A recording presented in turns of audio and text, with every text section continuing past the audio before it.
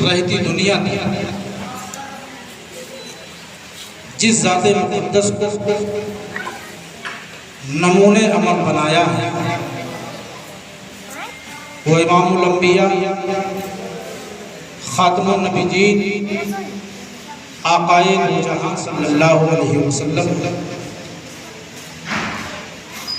اس کا واضح مطلب یہ ہے کہ نہ آپ سے پہلے نہ آپ کے بعد کوئی بھی کبھی بھی کردار و عمل میں، عادت و اطوار میں، اخلاق و کردار میں نہ آپ جیسا تھا اور نہ آپ جیسا ہو سکے۔ بے شک اللہ رب العزت نے اپنے بندوں کی ہدایت و رہنمائی کے لیے بے شمار نبیوں اور رسولوں کو بھیجا، ان کی تعلیمات احکام خداوندی کے مطابق رہی۔ اللہ رب العزت نے ہر نبی ان کی قوم کے لیے کامل اور جامع نمونہ عمل بنایا، لیکن کسی بھی نبی نے عالمگیریت کا دعویٰ نہیں کیا۔ اللہ رب العزت نے کسی بھی نبی ابدی اور آخری رہنما قرار نہیں دیا۔ ہر نبی اور رسول مطلع رشد و ہدایت اور نیر دعویٰ بن کر چمکا، فیض رسانی کرتا ہوا، فریض دعوت انجام دیتا ہوا وصال رب سے آشنا ہو گیا۔ اس دنیا میں انسانوں کے آ جانے کے بعد ایک ایسی دنیا وجود میں آ گئی تھی جسے ہدایت الہی کی بار بار ضرورت تھی۔ چنانچہ اللہ رب العزت نے اپنے بندوں کی ہدایت و رہنمائی کے لیے بدعملیوں کے ماحول میں خوش عملیوں کی بہاریں لانے کے لیے عقیدے کے بنجر زمین پر وحدت کے پھول کھلانے کے لیے اپنے نبیوں اور رسولوں کو اس دنیا میں مبعوث فرمانا شروع کیا۔ تمام نبیوں کے بعد آخری نبی تشریف لاتے ہیں جنہیں ہم عمارت نبوت کی آخری اینٹ کہتے ہیں۔ تمام رسولوں کے بعد آخری رسول تشریف لاتے ہیں جنہیں ہم باغ رسالت کا مہکتا ہوا آخری پھول کہتے ہیں۔ آپ غور فرمائیں کہ کس طریقے سے اللہ رب العزت نے پیغمبروں کا سلسلہ شروع فرمایا اور ترقی کرتے کرتے آخری پیغمبر پر ختم فرمایا۔ سب سے پہلے پیغمبر حضرت آدم علیہ السلام ہیں۔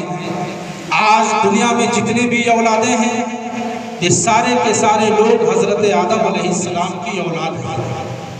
آپ کو حکم دیا گیا کہ اپنے اولاد کو اسلام کی تعلیم دی، یعنی ان کو یہ بتائیں کہ تمہاری اور ساری کائنات کا خدا ایک ہے، اگر تم اس کی اطاعت و بندگی کرو گے تو تمہیں اچھے انعامات ملیں گے، اور اگر اس کی اطاعت و بندگی سے روگردانی کرو گے تو تمہیں ذلت و رسوائی کا سامنا کرنا پڑے گا۔ حضرت آدم علیہ السلام کی اولادوں میں جو لوگ نیک تھے، فرما بردار تھے، وہ اپنے باپ کے بتائے ہوئے راستوں پر چل پڑے، لیکن جو نافرمان تھے انہوں نے اپنے باپ کے بتائے ہوئے راستوں پر چلنے سے انکار کر دیا۔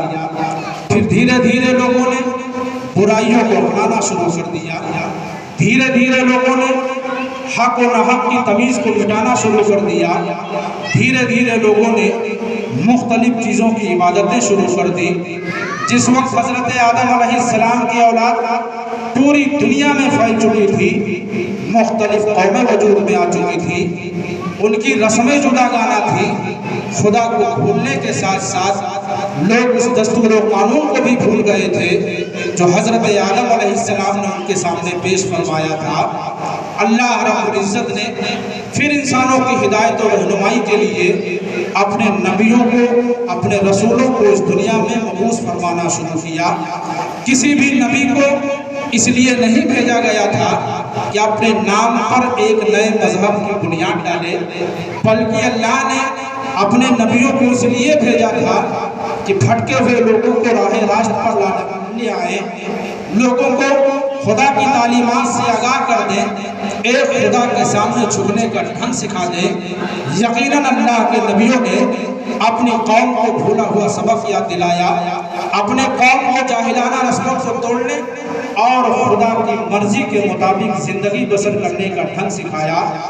آپ غور فرمائیں کہ جب فرعون کی شکل میں فتنہ اٹھا اور اس نے فتنوں کو جنم دینا شروع کیا، یہاں تک کہ اس نے خدائی کا دعویٰ بھی کیا، لوگ اس کے جادوگروں کے جادو سے ڈر کر اس کی خدائی کو تسلیم کرنے پر مجبور ہو رہے تھے، تب اللہ رب العزت نے اپنے بندوں کی ہدایت و رہنمائی کے لیے حضرت موسیٰ علیہ السلام کو رشد و ہدایت کا پیکر بنا کر کے بھیجا۔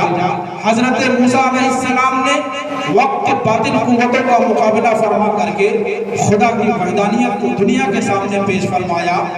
اسی طریقے سے جب نمرود کی شکل میں فتنہ اٹھا تو اس فتنے کی کمر توڑنے کے لیے، لوگوں کو تعلیمات الہی سے آگاہ کرنے کے لیے اللہ رب العزت نے حضرت ابراہیم خلیل اللہ کو حقانیت کی دلیل بنا کر کے اس دنیا میں بھیجا۔ اللہ کے خلیل نے بھی وقت کے باطل قوتوں کا مقابلہ فرما کر کے لوگوں کو وحدت کا جام پھیلایا۔ اسی طریقے سے جب مسیحائی گمراہی کا سبب بنی ہوئی تھی تو حضرت عیسیٰ علیہ السلام جانے مسیحا بن کر اس دنیا میں تشریف لائے۔ غرض یہ کہ جب بھی گمراہیوں نے سر ابھارا، جب بھی فتنوں نے جنم لیا، اللہ رب العزت نے اپنے بندوں کی ہدایت اور رہنمائی کے لیے کسی نہ کسی پیغمبر کو اس دنیا میں بھیجا۔ اللہ کے پیغمبروں کو گالیاں بھی دی گئی، ان پیغمبروں کو گھر سے بے گھر بھی کیا گیا، ظلم و ستم کے پہاڑ بھی توڑے گئے، لیکن آپ قربان جائیں پیغمبروں پر کہ زندگی کی آخری گھڑی تک لوگوں کو خدا کے پیغام کو پہنچاتے رہے، لوگوں کو خدا کی مرضیات سے آگاہ کرتے رہے، لوگوں کو بتاتے رہے کہ آئے لوگوں تمہارا خدا ایک خدا ہے، اس کی ذات میں کوئی شریک نہیں ہے، اس کے سوا کوئی عبادت کے لائق نہیں ہے، وہی تمہارا خالق ہے، وہی تمہارا پروردگار ہے۔ لیکن پیغمبروں کو اس دنیا سے چلے جانے کے بعد ان کی امتوں نے ان کی تعلیمات کو بھلا ڈالا، ان کی لائی ہوئی کتابوں میں طرح طرح سے خیالات ملا دیے، جھوٹے واقعات کی آمیزش کر دی، غلط رسم و رواج کو شامل کر دیا، یہاں تک کہ چند صدیوں کے بعد معلوم کرنے کا کوئی ایسا ذریعہ نہیں تھا کہ پیغمبر کی اصل تعلیم اور اصل شریعت کیا تھی۔ ضرورت تھی اسے وقت میں ایک ہادی اعظم کی جو صحیح معنوں میں لوگوں کی ہدایت و رہنمائی کر سکے، ضرورت تھی اسے وقت میں ایک رہبر اعظم کی جو صحیح معنوں میں بھٹکے ہوئے انسانوں کی رہبری کر سکے، ضرورت تھی اسے وقت میں ایک نبی اعظم کی جو تمام نبیوں کے بھولے ہوئے سبق کو یاد دلا دے۔ آئیے میں آپ کو بتاتا ہوں کہ اللہ رب العزت نے پیارے نبی کو کیسے بھیانک دور میں چاروں طرف فتنہ اور فساد کے شرارے بلند ہو رہے تھے، بدعملی اور بد کرداری عام بات تھی، معمولی باتوں پر ان کے مابین سالہ سال جنگیں چھڑ جاتی تھی، اور اس وقت یہ تصور رائج تھا کہ اپنے قرابت داروں کا ساتھ دو، یعنی حق و سچ کا ساتھ دینے کے بجائے لوگ رشتہ داری اور تعلق کو دیکھا کرتے تھے۔ امیر و غریب کے درمیان تفریق کی دیوار موجود تھی، مزدوروں کو ان کی مزدوریوں سے محروم کر دیا جاتا تھا، بات بات پر لوگ جھوٹ بولتے تھے، تجارت میں بے ایمانی کرتے تھے، ایک دوسرے کا ناحق قتل کرتے تھے، ایک دوسرے کا ناحق خون بہاتے تھے۔ اگر یہ کہا جائے کہ اس وقت کا معاشرہ حیوانوں سے بدتر معاشرہ تھا تو کہنا غلط نہیں ہوگا۔ وہ عیش و عشرت کے دلدادہ تھے، وہ خواہشات نفسانی کے پجاری تھے، وہ اپنے مقصد زندگی کو بھول چکے تھے، پوری انسانیت گمراہیوں کے گھیرے میں آ چکی تھی، بدعملی اور بدکرداری ان کی زندگیوں کو گھیر رکھا تھا، عیاشیوں نے اخلاقی روح کو تباہ و برباد کر ڈالا تھا، چاروں طرف کفر و شرک کی زہریلی ہوائیں چل رہی تھی۔ بادشاہ وقت خدا کے اوتار ہی نہیں خدا بنے بیٹھے ہوئے تھے، یعنی جس زندگی کا آغاز توحید کے اجالے میں ہوا تھا وہ کفر و شرک کی تاریکی میں ٹھوکریں کھا رہا تھا۔ ایسے تیاریوں میں نبی پاک کی ذات ایک روشنی بن کر کے آتی ہے اور تاریکیوں کو چیر کر اجالا پھیلا دیتی ہے۔ جہاں تاریک تھا، ظلمت کدا تھا، سخت کالا تھا، نبی پردے سے کیا نکلے کہ گھر گھر میں اجالا تھا۔ بات ہو سبحان اللہ سبحان اللہ۔ آج دنیا میں آپ کو بہت سارے لوگ ایسے ملیں گے جو برائیوں سے نفرت کرتے ہیں لیکن برائیوں کا مقابلہ کرنے کے لیے تیار نہیں ہوتے۔ پیغمبر اسلام نے پوری انسانیت کو گمراہیوں کے دلدل میں چھوڑ کر اپنی جان بچانے کی فکر نہیں کی، بلکہ آنے والا جب آیا تو ساری کائنات کے لیے رشد و ہدایت کا پیکر بن کر کے آیا۔ آنے والا جب آیا تو مردہ اور مسمع قوموں کے لیے زندگی اور ہمت لے کر کے آیا۔ آنے والا جب آیا تو بد عمل اور بد کردار دنیا کے لیے نیکوکاری کا فلسفہ لے کر کے آیا۔ آنے والا جب آیا تو مظلوموں کے لیے حمایت لے کر کے آیا۔ آنے والا جب آیا تو یتیموں کے لیے پیار لے کر کے آیا۔ آنے والا جب آیا تو ساری کائنات کے لیے رحمت بن کر کے آیا۔ پیغمبر اسلام کی پیدائش در حقیقت کشتی انسانیت کے لیے باعث نجات تھی۔ یہ میرے نبی کے نالین کا صدقہ ہے کہ دنیا آج چاند پر پہنچ رہی ہے اور ستاروں پر کمندیں ڈال رہی ہے۔ یہ نبی پاک کی کوششوں کا نتیجہ ہے کہ دنیا گمراہیوں کے دلدل سے نکل کر رشد و ہدایت کے پلیٹ فارم پر کھڑی ہو گئی ہے۔ اگر آج ہم مسلمانوں کا وجود ہے تو یہ اسی مقدس ہستی کے صدقے و فیض موجود ہے۔ اگر یہ کائنات اور یہ کائنات کی ساری چیزیں موجود ہیں تو اسی مقدس ہستی کے صدقے و فیض موجود ہے۔ نہ شمع جلتی، نہ پھول کھلتے، نہ دن نکلتا، نہ رات ہوتی، نبی نہ ہوتے تو کچھ نہ ہوتا، وجود کون و مکان نہ ہوتا۔ ہونا یہ پھول تو بلبل کا ترنم بھی نہ ہو، چمن دہر میں کلیوں کا تبسم بھی نہ ہو، ہونا یہ ساقی تو میں بھی نہ ہو، تم بھی نہ ہو، بزم توحید بھی دنیا میں نہ ہو، تم بھی نہ ہو، خیمہ افلاک کا استازہ اسی نام سے ہے، نبض ہستی کی تپش آمادہ اسی نام سے ہے، قوت عشق سے ہر شخص کو بالا کر دے، دہر میں اس میں محمد سے اجالا کر۔ بات ہو سبحان اللہ سبحان اللہ۔ جب ہم پیغمبر اسلام کی حیات طیبہ پر نظر ڈالتے ہیں تو کیا دیکھتے ہیں کہ میرا نبی ماں کے شکم ہی میں تھا، والد محترم کا انتقال ہو جاتا ہے۔ جب آپ 6 برس کے ہوئے تو ماں کی آغوش میں شریک ہوئی۔ آپ کی کفالت، آپ کی پرورش آپ کے دادا نے کی، لیکن جلدی دادا کا سایہ بھی سر سے اٹھ گیا۔ آپ کی کفالت آپ کے چچا نے کی۔ نبی پاک کی عمر شریف جب 40-25 برس کے ہوئی تو آپ نے حضرت خدیجہ کبریٰ رضی اللہ تعالیٰ عنہ سے نکاح فرمایا۔ کتنی حیرت انگیز زندگی ہے، مختلف مرحلوں سے زندگی گزرتی ہوئی 40 برس پوری کر چکی ہے، جسمانی نشو و نما میں راج کمال کو پہنچ چکی ہے۔ یقیناً رب تبارک و تعالیٰ کی قدرتیں بے پایاں ہیں، وہ لمحہ بھر میں جو چاہے ظہور پذیر ہو جائے، لیکن اس کی حکمت کا تقاضا یہ ہے کہ اس کی ربوبیت کا ظہور آہستہ آہستہ ہو۔ میرا نبی غار میں جلوہ فغن ہے، بلبل سدرہ جناب جبریل علیہ السلام حاضر بارگاہ ہوتے ہیں اور اللہ کے محبوب کو اللہ کا حکم سناتے ہیں۔ میرا نبی غار سے باہر تشریف لایا، اب دنیا والوں کے سامنے اسلام پیش کرنا تھا، اب دنیا والوں سے خدا کی وحدانیت اور اپنی رسالت کا اقرار کروانا تھا۔ سب سے پہلے پیغمبر اسلام نے اسلام کی دعوت اپنی وفاشار رفیق حیات حضرت خدیجہ کبریٰ کو پیش کیا۔ حضرت خدیجہ کبریٰ نے بڑی ہی آسانی کے ساتھ اسلام کو قبول فرما لیا۔ اس کے بعد نبی پاک کے ایک مشہور زمانہ ساتھی جن کو دنیا صدیق اکبر کے نام سے جانتی ہے، آپ نے بھی اسلام کو قبول فرما لیا۔ نبی پاک کے ایک آزاد کردہ غلام تھے، بڑے ہی قسمت کے دھنی، انہوں نے بھی اسلام کو قبول فرما لیا۔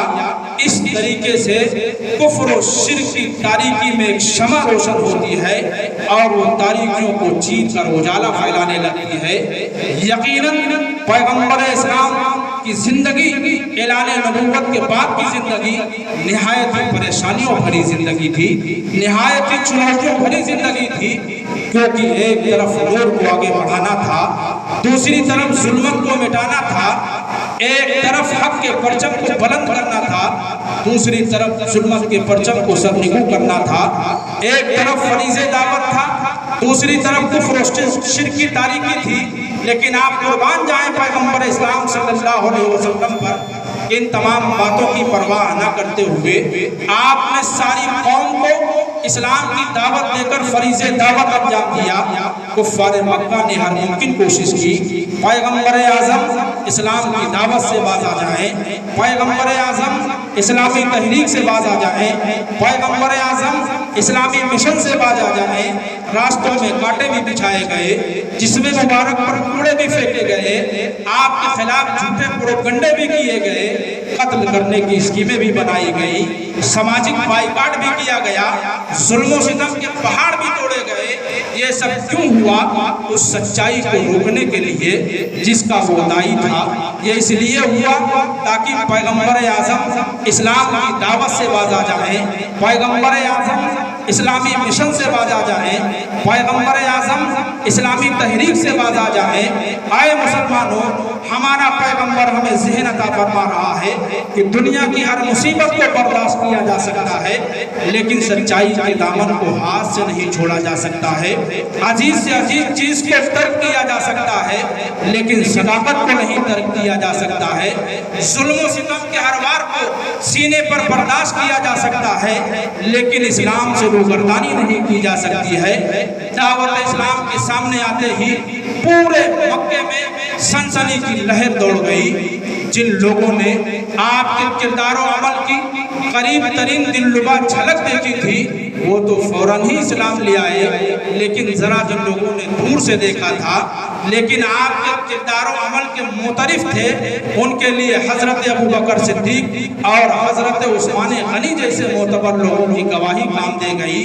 आए दिन इस्लाम के मानने वालों की तादाद बढ़ने लगी, आए दिन लोग इस्लाम में दाखिल होने लगे। आप इस्लाम की बढ़ती हुई ताकत को देखकर कुफ़ार मक्का की तशवीश में इजाफा होने लगा। अब वो जो बड़ा हर्द अजीज था, जो बड़ा महबूब था, शहर में जिसके गुण गाए जाते थे, जिसके किरदार और अमल की लोग कसमें खाते थे, अब वो लोगों की मुखालफतों का मरकज बन गया। यहाँ पर एक बात मैं उलमाए कराम से कहना चाहता हूँ, दानिशवराने कौम से कहना चाहता हूँ, आपने को कारबार कर रही है, काम से काम रखिए। आप समाज में फैली हुई बुराइयों के खिलाफ आवाज, आप हक और सच का साथ मत दीजिए, नमाज पढ़िए, काम से काम रखिए, तो आपके बारे में ये तासुर रहेगा कि बड़ा अच्छा आदमी है, बड़ा नेकोकार आदमी है। लेकिन जब आप तहरीक बनकर जिंदा रहना चाहेंगे, जब आप दीन का दाई बनकर जिंदा रहना चाहेंगे, जब आप समाज में फैली हुई बुराइयों के खिलाफ आवाज बुलंद करेंगे, जब आप हक और सच का साथ देंगे, तो आपको परेशानियों से दो चार होना पड़ेगा, मुश्किलात का सामना करना पड़ेगा। उस जमाने में भी बहुत सारे लोग अल्लाह की वहदानियत के कायल थे, एक अल्लाह को मानते थे, लेकिन उनको किसी ने कुछ नहीं कहा। लेकिन जब पैगंबर इस्लाम ने इस्लाम की दावत को पेश फरमाया, तो वो कौन सा ऐसा जुल्म व जबर है कि कुफ़ारे मक्का ने मेरे नबी पर न ढाया हो। यही वजह है कि पैगंबर इस्लाम को मक्का छोड़कर मदीने तैयबा आना पड़ा। पूरी दुनिया हैरान सजदर है कि मक्का की 13 साल जिंदगी निहायत ही परेशानियों में गुजरी। मदीना शरीफ के 10 साल मुख्तलिफ मार्गों में बपा हुए, लेकिन इन दिनों में जो तब्दीली आई है, जो इनकलाब बर्पा हुआ है, मुसलमानों ऐसा इनकलाब, ऐसी तब्दीली तारीख़ इंसानी में हमें देखने को नहीं मिली। ऐसी तब्दीली कि जो जालिम और जाबिर थे वो आदिल बन गए, जो चोर और डाकू थे वो मुहाफिज बन गए, जो बदअमल और बदकिरदार थे नेकोकार बन गए, जो जानी और शराबी थे वो पाकबाज बन गए, जो जाहिल और गवार थे वो इल्म और हिकमत के ताजदार बन गए। गर्ज है कि जो लोग बुराइयों में मुलविस थे वो अच्छाई और खूबियों के पैकर बन गए, खुद न थे जो राह पर औरों के हादी बन गए। کیا نظر تھی جس نے مردوں کو مسیحا کر دیا۔ بات ہو سبحان اللہ سبحان لوگ آتے جاتے رہیں گے، آبادیوں کا نقشہ بنتا اور بگڑتا رہے گا، لیکن اسلامی سکہ ہر دور میں چلا ہے اور ہر دور میں چلتا رہے گا۔ آپ اس انقلابی لہروں کا جائزہ لیں تو آپ دیکھیں گے اس انقلابی لہروں میں وہ سپہ سالار بھی ہیں جنہوں نے قیصر و کسریٰ کے سپہ سالاروں کو شکست دیا ہے۔ اس انقلابی لہروں میں وہ فوجی بھی ہیں جنہوں نے بڑے بڑے جرنیلوں کو دھول چٹایا ہے۔ اس انقلابی لہروں میں وہ مجاہدین بھی ہیں جنہوں نے بد مذہبوں کے دلوں کو فتح کر کے ان کے دلوں پر اسلام کا جھنڈا نصب کیا ہے۔ سلام یا مینا کے لال، اے محبوب سبحانی، سلام فخر موجودات فخر نوع انسانی، تیرے آنے سے رونق آ گئی گلزار ہستی میں، شریک حال قسمت ہو گیا فی الفضل ربانی۔ آپ دنیا کے رہنماؤں پر نظر دوڑائیں، کوئی ایک ایسا رہنما قائد آپ کو نہیں جس نے کردار و عمل کے حامل چند افراد کو پیدا کیا، اور اس کے برعکس نبی پاک کے دربار گہربار میں ایک دو نہیں 1,00,000 سے زائد افراد اصحاب رسول کہلائے، جن کا کردار و عمل، جن کی پاکیزہ زندگیاں قرآن و سنت و تاریخ کی کتابوں میں موجود ہیں۔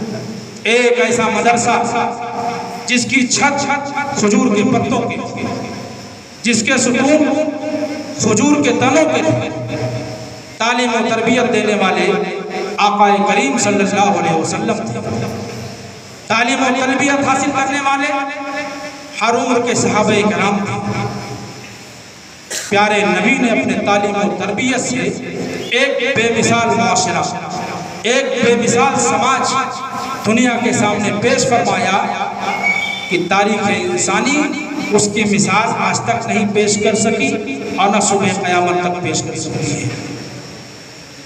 پیارے نبی نے اپنے صحابہ کرام کی زندگیوں کو اپنے کردار و عمل کے سانچے میں ڈھال دیا، جائز و ناجائز، حلال و حرام کے فرق کو واضح کر کے اس کا پابند بنا دیا تھا۔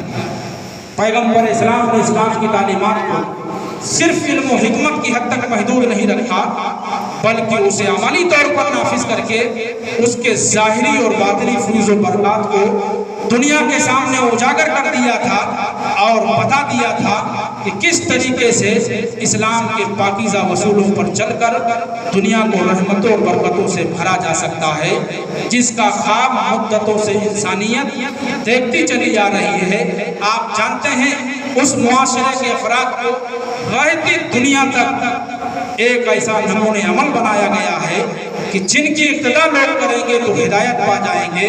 ان ستاروں کی جگمگاہٹ صبح قیامت تک رہے گی۔ پیارے نبی نے ارشاد فرمایا، اصحابک النجوم اقتدیت مہتدیت، میرے صحابہ ستاروں کے مانند ہیں، ان میں سے کسی ایک کی اقتداء کرو گے تو ہدایت پا جاؤ گے۔ صحابہ کرام نے اپنی زندگیوں کو نبی پاک کے کردار و عمل کے سانچے میں ڈھال دیا تھا۔ صحابہ کرام کی عقلیں آفتاب نبوت سے مستنیر تھی، ان کے قلوب نہایت ہی پاکیزہ تھے، ان کی طبیعتیں آب ہدایت سے دھلی ہوئی تھی، وہ قرآن و سنت کے پیروکار تھے۔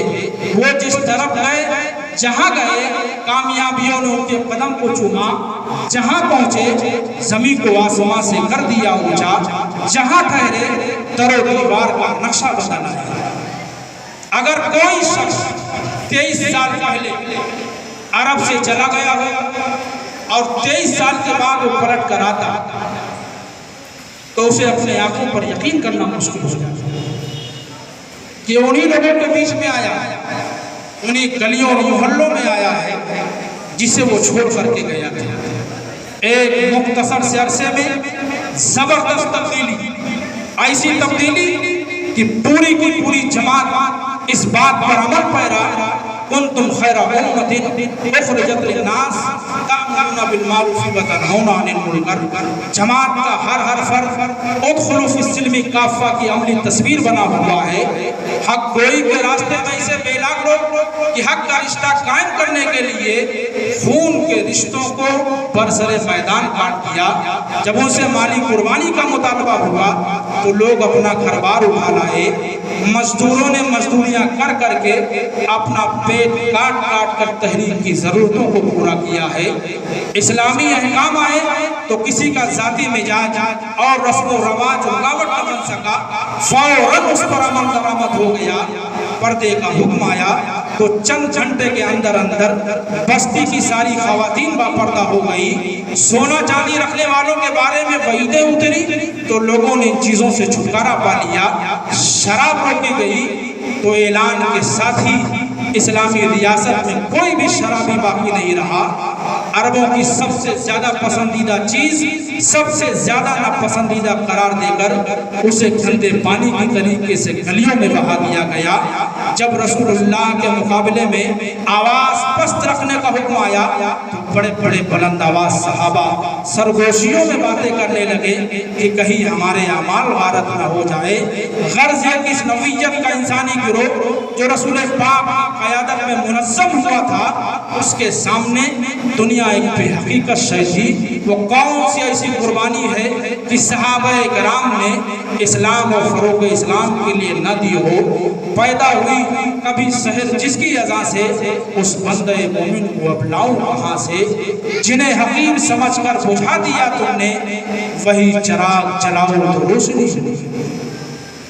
آج پوری دنیا میں اسلام کے خلاف پروپیگنڈا کیا جاتا ہے کہ اسلام ظلم و جبر، اسلام دہشت گردی کی تعلیم دیتا ہے، اسلام مارنے اور مرنے کی تعلیم دیتا ہے۔ پوری دنیا میں آج دین اسلام کے خلاف پروپیگنڈا کیا جا رہا ہے۔ ایسے لوگوں کو مکہ کی تاریخ دکھاتی ہے جہاں تلوار پیغمبر اسلام کے ہاتھ میں نہیں تھی بلکہ کفار مکہ کے ہاتھ میں تھی۔ میرے نبی نے تلوار چلا کر نہیں بلکہ قرآن سنا کر اسلام پھیلایا ہے۔ میرا نبی تو ساری کائنات کے لیے رحمت بن کر کے آیا تھا۔ میرا نبی تو نفرت کے دروازوں کو بند کر کے پیار و محبت کے دروازوں کو کھولنے کے لیے آیا تھا۔ میرا نبی ظلم کی راہیں مسدود کرنے کے لیے آیا تھا۔ اسلام اپنی حقانیت کی بنیاد پر پھیلا ہے، اسلام اپنی سچائی کی بنیاد پر پھیلا ہے۔ یہ اسلام کی سچائی کا نتیجہ ہے کہ آج اسلام کی روشنی پوری دنیا میں نظر آ رہی ہے۔ پورا تاریخ اسلام اٹھا کر آپ دیکھیں، آپ کو کوئی ایک واقعہ ایسا نہیں ملے گا کہ زبردستی کسی کو مذہب تبدیل کرنے پر مجبور کیا گیا۔ کوئی ایک واقعہ آپ کو ایسا نہیں ملے گا۔ آپ جانتے ہیں جنگ بدر کے موقع پر جب مسلمانوں کو قیدی حاصل کیا تو نبی رحمت نے ان قیدیوں کے ساتھ جو حسن سلوک فرمایا ہے، مسلمانوں ایسا حسن سلوک تاریخ انسانی میں ہمیں دیکھنے کو نہیں ملا۔ جنگ کا فاتح انسان ان کی عزت و آبرو غرض ہے کہ ہر چیز کو پیروں سے رون دیا کرتا ہے۔ اسلام سے بے بہرا و محروم دنیا کا ہمیشہ سے ہی حال رہا ہے۔ آج جو لوگ دنیا کو تہذیب و تمدن سکھانے کا دعویٰ کرتے ہیں، ان کے تہذیبی کیمپوں میں بھی قیدیوں کے ساتھ جو سلوک ہوتا ہے، ایک انسانی دل رکھنے والا وہ منظر دیکھ کر تڑپ اٹھتا ہے۔ لیکن جب مسلمانوں کو پہلی بار قیدی ہاتھ لگی، سبحان اللہ، مسلمان خود پیدل چلے، ان کے لیے سواریاں مہیا، اپنا پیٹ کھجوروں سے بھرا، ان کو روٹیاں دی، اور جب ان کو نبی رحمت کے سامنے پیش کیا گیا تو نبی رحمت نے فرمایا کہ انہیں فدیہ لے کر کے رہا کریں، جو فدیہ نہ لے سکے یوں ہی انہیں رہا کر دیا جائے۔ قیدیوں کے ساتھ یہ حسن سلوک دنیا کے کسی سربراہ مملکت نے نہ میرے نبی سے پہلے پیش کیا ہے اور نہ ہی میرے نبی کے بعد پیش کر سکا ہے۔ پیغمبر اسلام نے اپنے کردار و عمل سے یہ بتایا کہ اسلام ظلم و جبر کا مذہب نہیں ہے، اسلام امن و آشتی کا مذہب ہے، اسلام جارحیت کا مذہب نہیں ہے، اسلام تو عشق و رفقی کا مذہب ہے۔ پیارے نبی نے تو دشمنوں کو گلے سے सितमगरों के साथ नरमी का बर्ताव किया। यही वजह है कि देखते देखते इस्लाम की रोशनी पूरी दुनिया में फैल गई और मुख्तसर से अरसे में शहदायान इस्लाम को उरूज हासिल हुआ कि वो सदियों तक हुकूमत करते रहे। दुनिया ने वो मंजर भी देखा जब मेरा नबी 10,000 फातिहाना शान शौकत के साथ मक्के में दाखिल हो रहा था। ये वही मक्का की सरजमीन थी जिनसे बढ़कर मुसलमानों का कोई दुश्मन नहीं था। लेकिन एक ऐसा फातेह, एक ऐसा इनकलाब है, न कत्ल गारतगरी हो रही है, न बदला लिया जा रहा है, न इंतकाम लिया जा रहा है, न गुरूर तकब्बुर नाम की कोई चीज है। आज जो लोग इंसानियत के हुकूक की बात करते हैं, इंसानियत की दुहाई देते हैं, पूरी दुनिया को तहजीब और तमद्दुन सिखाने का दावा करते हैं, लेकिन उनका ज़हनो फिक्र उस वक्त तलबीस इब्लीस का शिकार हो जाती है जब इनका उनका हमारा तुम्हारा कहकर तड़तड़ाती हुई गोलियां, आग उगलते हुए तोपखाने, बमबारी करते हुए लड़ाकू जहाज, दौड़ते हुए मिसाइल, न जाने कितने इंसानों को मिनटों में मौत की नींद सुला देते हैं। पूरा शहर का शहर बर्बाद कर डालते हैं, मुल्क का मुल्क तबाह बर्बाद कर डालते हैं। कौन नहीं जानता कि इराक की सरजमीन पर हजारों बेगुनाहों का कत्लेआम किया गया। कौन नहीं जानता कि इराक के अलावा शाम, सीरिया, न जाने कितने ममालिक में इंसानियत का नंगा नाच नाचा गया। कौन नहीं जानता कि बर्मियों ने लोगों को जिंदा जलाया, काटा, मारा। ये कोई माजी का अफसाना नहीं, बल्कि आज के दौर के नाकाबिले तरदीद हकीकत है जो मैं समझता हूँ कि इंसानियत के नाम पर कलंक का एक धब्बा है।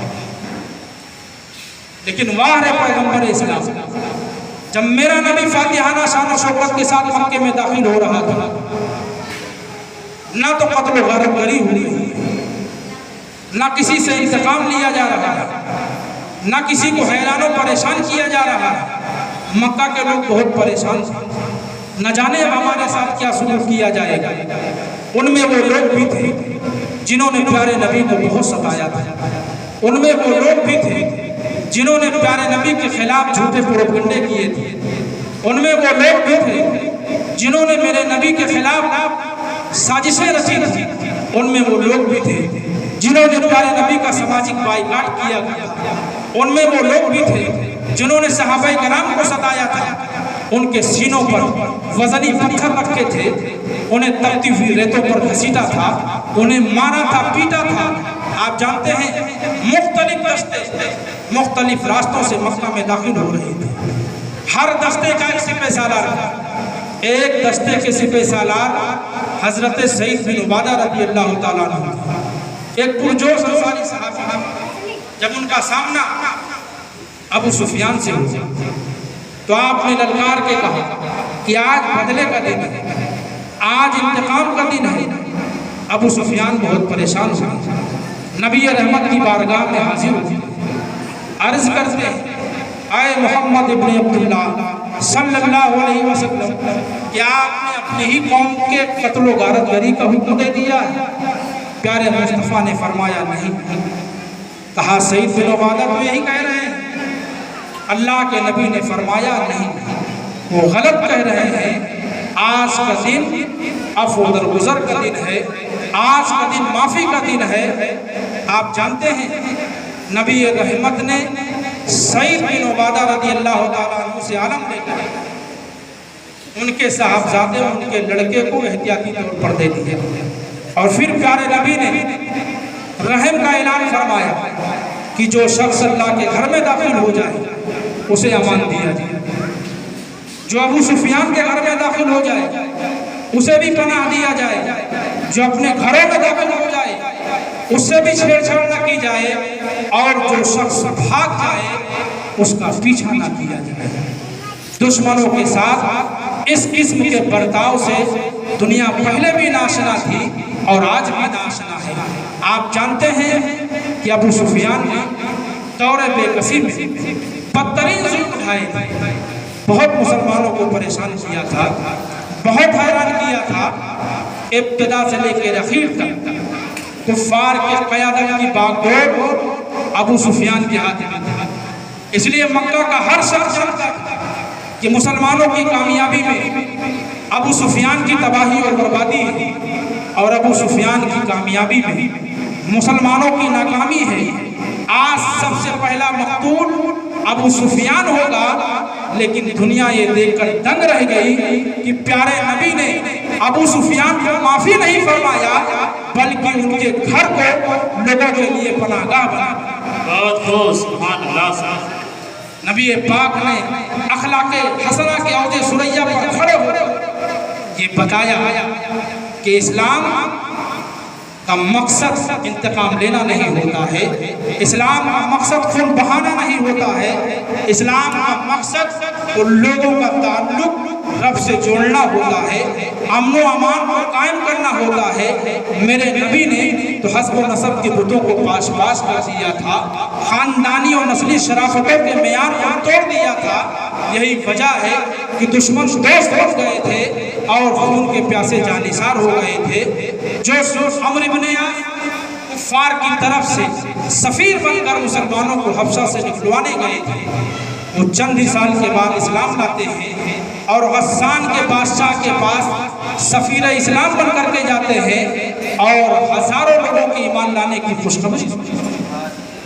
جو سہیل بن عمرو صلح حدیبیہ کے موقع پر نبی پاک کے نام کے ساتھ رسول اللہ لکھنے پر مدرس وہ ایمان لاتے ہیں اور کعبۃ اللہ میں کھڑے ہو کر اسلام کی حقانیت کی گواہی دیتے ہیں۔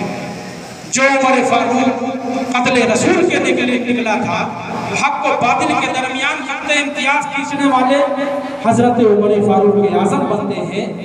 حد یہ ہے کہ جس وحشیہ نے آپ کے محبوب چچا کا کلیجہ چبایا تھا، جب وہ ایمان لاتی ہے تو یہ کہتے ہوئی سنی گئی کہ نبی پاک کے خیمے سے زیادہ محبوب خیمہ دنیا میں ہمیں کوئی نظر نہیں آتا۔ یہ تھا میرے نبی کا خلاق و خطاب جو اللہ رب العزت نے اسلامی نظام کو برپا کرنے کے لیے آپ کو عطا فرمایا تھا۔ آج آپ دنیا کا مشاہدہ کریں تو آپ دیکھیں گے کہ آج لوگ اقتدار حاصل کرنے کے لیے، آج لوگ پاور حاصل کرنے کے لیے، آج لوگ کرسی حاصل کرنے کے لیے جھوٹ کا سہارا لیتے ہیں، مکر و فریب کا سہارا لیتے ہیں، قتل و غارت گری کا سہارا لیتے ہیں، کیونکہ لوگوں کا ماننا ہے جب تک ان چیزوں کو آپ اپناؤ گے نہیں تمہیں اقتدار نہیں مل سکتی ہے، تمہیں پاور نہیں مل سکتا ہے۔ مگر میرا نبی جو قانون رحمت لے کے آیا تھا، میرا نبی جو نظریہ رحمت لے کر کے آیا تھا، نبی کے نظریہ رحمت نے اعلان فرمایا، آئے لوگوں دشمنوں کو مارنے کی ضرورت نہیں ہے، آئے لوگوں کمزوروں کو ستانے کی ضرورت نہیں ہے، آئے لوگوں کسی کو حیران و پریشان کرنے کی ضرورت نہیں ہے۔ یہ وہی مکہ کے لوگ تھے جن سے بڑھ کر مسلمانوں کا کوئی دشمن نہیں تھا۔ دنیا کا ہر قانون یہ کہتا تھا کہ اس لائق تھے کہ ان کی گردن مار دی جائے۔ جب دنیا کے قانون نے اپنا فیصلہ سنا دیا تو میرے نبی کا پیار کھڑا ہوا، نبی پاک کی موسلا دھار بارش سے شبنم کھڑی ہوئی اور نبی پاک نے اعلان فرمایا کہ آج کے دن میں سب کو معاف کر رہا ہوں۔ نبیوں میں رحمت لقب پانے والا، مراد غریبوں کی پر لانے والا اتر کر ہیرا سے سوئے قوم آیا اور ایک نسخہ کیمیا ساتھ لایا۔ بہت خوب، سبحان اللہ۔ سچی بات یہ ہے مسلمان، آخری بات کہ نبی پاک صلی اللہ علیہ وسلم دنیا کے واحد اور حقیقی قائد انقلاب ہے، اور وقت ہوتا تو میں تسیہ کرتا پیارے نبی برائیوں کے خاتمے کے لیے آئے، اسلام و فروغ اسلام کے لیے میرے نبی کو کن کن راہوں سے گزرنا پڑا، صحابہ کرام کو کن کن راہوں سے گزرنا پڑا۔ یہ شہادت گہر الفت میں قدم رکھنا ہے، لوگ آسان سمجھتے ہیں مسلمان ہوا۔ آج ہمارا آپ کا حال کیا ہے؟ نہ ہی ہمارے کردار و عمل سے اسلام جھلک رہا ہے، نہ ہی ہمارے قول و فعل سے اسلام جھلک رہا ہے، اور نہ ہی زندگی کسی شعبے سے اسلام جھلک رہا ہے۔ بے شک۔ جبکہ پیارے نبی سے عشق اور تعلق کا نتیجہ تو یہ ہونا چاہیے تھا کہ دنیا دور سے دیکھ کر جان جاتی کہ یہ مصطفیٰ کا دیوانہ جا رہا ہے، یہ مصطفیٰ کا مستانہ جا رہا ہے۔ آپ جانتے ہیں جب مکہ شریف فتح ہو گئے سارے صحابہ خوش ہیں، تو لوگ داخل اسلام پیارے نبی کی آنکھوں سے آنسو جھلک رہے۔ ایک صحابی نے آگے بڑھ کے عرض کیا، اے نباز فطرت، ارشاد فرمائیے یہ تو خوشی کا دن ہے، یہ تو مسکرانے کا دن ہے، اتنی بڑی فتح نصیب ہوئی ہے، میرے آقا آپ کی آنکھوں میں آنسو کیسے؟ تو جانتے ہیں پیارے مصطفیٰ نے کیا جواب دیا؟ اے صحابی، تو حال پر نظر رکھتا ہے، نبی غیبدہ ہوتا ہے، استقبال پر نظر رکھتا ہے۔ جہاں سے انسان کے سوچنے اور سمجھنے کے سوتے خشک ہو جاتے ہیں، وہیں سے نبوت کی فرزانگی کا پہلا زینہ شروع ہوا کرتا ہے۔ آج جس طریقے سے لوگ داخل اسلام ہو رہے ہیں، کل کا دور بھی میں نگاہ نبوت سے دیکھ رہا ہوں، ایسے ہی لوگ اسلام کے خیمے سے نکلتے رہے ہیں۔ مسلمانوں، آج ہے وہ دن جس دن کے بارے میں نبی پاک نے کل فرمایا تھا۔ وہ کون سی ایسی برائی ہے جس کو ہم نے اپنا نہ رکھی ہو؟ وہ کون سا ایسا غلط رسم و رواج ہے جس نے ہمارے سماج کو گھیر نہ رکھا ہو؟ اللہ کے حقوق کی ادائیگی ہم نہیں کرتے، لوگوں کے حقوق کا خیال ہم نہیں کرتے، جھوٹ ہم بولتے ہیں، اپنے بھائیوں کی غیبت ہم کرتے ہیں، اخلاق ہم میں نہیں ہے، اپنے بھائیوں کے لیے جذبہ اظہار ہم میں نہیں ہے، سود کا کاروبار ہم کرتے ہیں، رشوت کا لین دین ہم کرتے ہیں۔ آج ہر طریقے کی برائیوں نے ہم کو اور آپ کو گھیر رکھا ہے۔ مسلمانوں، یہ بہت ہی مبارک و مسعود رات ہے۔ آپ دل پر ہاتھ رکھ کر سوچیں، اگر آپ کے سینوں میں دل کی جگہ پتھر نہیں ہے تو ذرا آپ سوچو ان برائیوں کے ساتھ کس طریقے سے آپ اللہ کے حضور حاضر ہوں گے، کس طریقے سے آپ اپنے نام اعمال کا حساب دیں گے۔ آج لے ان کی پناہ، آج مدد مانگنے سے کل نہ مانیں گے قیامت میں اگر مدد مانیں گے۔ کس طریقے سے سامنا کریں گے؟ آج ہم اور آپ روتے ہیں، آج ہماری بدعملیوں کے نتیجے میں آج ہمارا اور آپ کا کیا حال ہے دنیا میں؟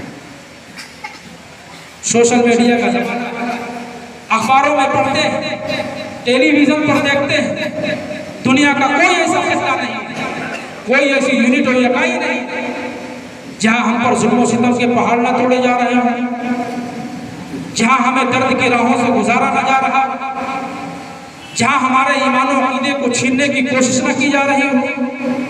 اس کے باوجود ہم اور آپ ہیں یہ اپنے آپ کو بدلنے کے لیے تیار نہیں ہے۔ اور یاد رکھیں کہ جو قوم اپنے آپ کو نہیں بدلتی ہے، اللہ رب العزت بھی اسے نہیں بدلتا ہے۔ مسلمانوں، تمہاری ہائی کورٹ تمہاری سپریم کورٹ تمہاری مرضی، رب کہتا ہے میری بارگاہ میں اکیلے تو جانے گا میں جانوں گا، تو کہے گا مولا میں گنہگار ہوں، میں جواب دوں گا میں ستار ہوں، تو کہے گا مولا میں خطا کار ہوں، میں جواب دوں گا میں غفار ہوں۔ اشک ندامت تو لے گیا، قطرے ندامت تو لے گیا، غلطیوں پہ رونے کی عادت تو لے گیا۔ سنو، نبی پاک صلی اللہ علیہ وسلم نے ارشاد فرمایا کہ جب جہنم کو 70,000 زنجیروں میں جکڑ کر لایا جائے گا تو جہنم اتنی تیزی کے ساتھ چنگاڑ رہا ہوگا کہ لوگ حواس باختہ ہو جائیں گے، بھاگتے جائیں گے، جہنم ان کا پیچھا کرتا جائے گا۔ جب لوگ جہنم کو اپنے پیچھے آتا دیکھیں گے تو کہیں گے اے جہنم، ہم تجھے نماز کا واسطہ دیتے ہیں، نماز کے صدقے میں تو ہم کو پناہ دے دے۔ جہنم نہیں مانے گا، دوڑاتا جائے گا۔ لوگ کہیں گے اے جہنم، ہم تجھے روزے کا واسطہ دیتے ہیں، روزے کے صدقے میں تو ہم کو پناہ دے دے۔ جہنم نہیں مانے گا، دوڑاتا جائے گا۔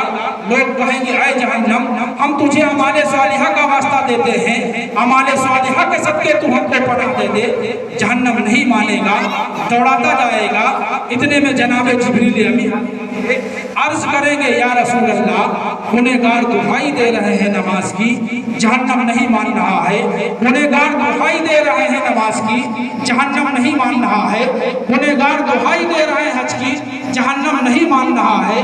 گنہگار دہائی دے رہے ہیں اعمال صالحہ کی، جہنم نہیں مان رہا ہے۔ اے نبی یہ لیجئے، ایک کٹورا دیں گے جناب جبریل امی، عرض کریں گے یا رسول اللہ اس کو جہنم کی طرف چھڑک دیجئے۔ میرے آقا چھڑکتے جائیں گے، جہنم کے شعلے بجھتے جائیں گے۔ جب جہنم کی آگ بجھ جائے گی، میرے آقا نے فرمایا، میں نے جناب جبریل سے پوچھا، اے جناب جبریل لوگوں نے نماز کا واسطہ دیا، جہنم نہیں مانا۔ لوگوں نے روزے کا واسطہ دیا، جہنم نہیں مانا۔ لوگوں نے حج کا واسطہ دیا، جہنم نہیں مانا۔ لوگوں نے اعمال صالحہ کا واسطہ دیا، جہنم نہیں مانا۔ اس پانی میں کون سی خوبی تھی کہ چند چھینٹے پھینکنے کے بعد جہنم کی آگ ٹھنڈی ہو گئی؟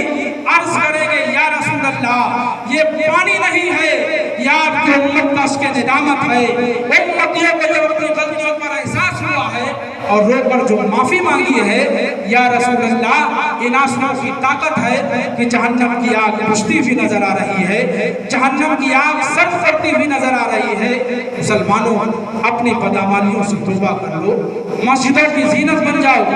دیکھیے ربیع الاول شریف کا دن صرف جھنڈا لگانے کا دن نہیں، صرف چراغاں کرنے کا دن نہیں ہے، صرف جلوس نکالنے کا دن نہیں ہے، بلکہ یہ دن تجدید عہد ہے۔ آپ عہد کریں کہ انشاءاللہ ہم اللہ کے حقوق کی پابندی کریں، بولیے لوگوں کے حقوق کا خیال رکھیں گے، جھوٹ سے بچیں گے، اپنے بھائی کی غیبت سے بچیں گے، ہر وہ برے کام سے بچیں گے جس کو اللہ اس کے رسول نے بچنے کا حکم دیا ہے، اور ہر وہ کام کریں گے جس کو اللہ اس کے رسول نے کرنے کا حکم دیا ہے۔ اگر آپ اپنی کھوئی ہوئی شان و شوکت کو حاصل کرنا چاہتے ہیں، اپنے مقام و منصب کو بحال کرنا چاہتے ہیں، دنیا اور آخرت کی کامیابی چاہتے ہیں، تو اسلامی سانچوں میں اپنی زندگی کو ڈھال لیں۔ یقین جانیے کہ دنیا کی کوئی طاقت آپ کو کامیابی سے نہیں روک سکتی ہے، نہ پہاڑ آپ کا راستہ روک سکتے ہیں، نہ سمندر کی لہریں آپ کا راستہ روک سکتی ہیں، کیونکہ مسلمان جب مسلمان بن کر چلتا ہے تو سمندر کی لہریں بھی ان کا استقبال کرتی ہیں۔ جب مسلمان بن کر چلتا ہے تو پہاڑ بھی ان کا استقبال کرتے ہیں۔ منزل سے آگے بڑھ کر منزل تلاش کر، مل جائے تجھ کو دریا تو سمندر تلاش کر، ہر شیشہ ٹوٹ جاتا ہے پتھر کی چوٹ سے، پتھر ہی ٹوٹ جائے وہ شیشہ تلاش کر۔ سجدوں سے تیرے کیا ہوا، صدیاں گزر گئی، دنیا تیری بدلتے وہ سجدہ تلاش کر۔ وآخر دعوانا ان الحمدللہ رب العالمین۔ السلام علیکم۔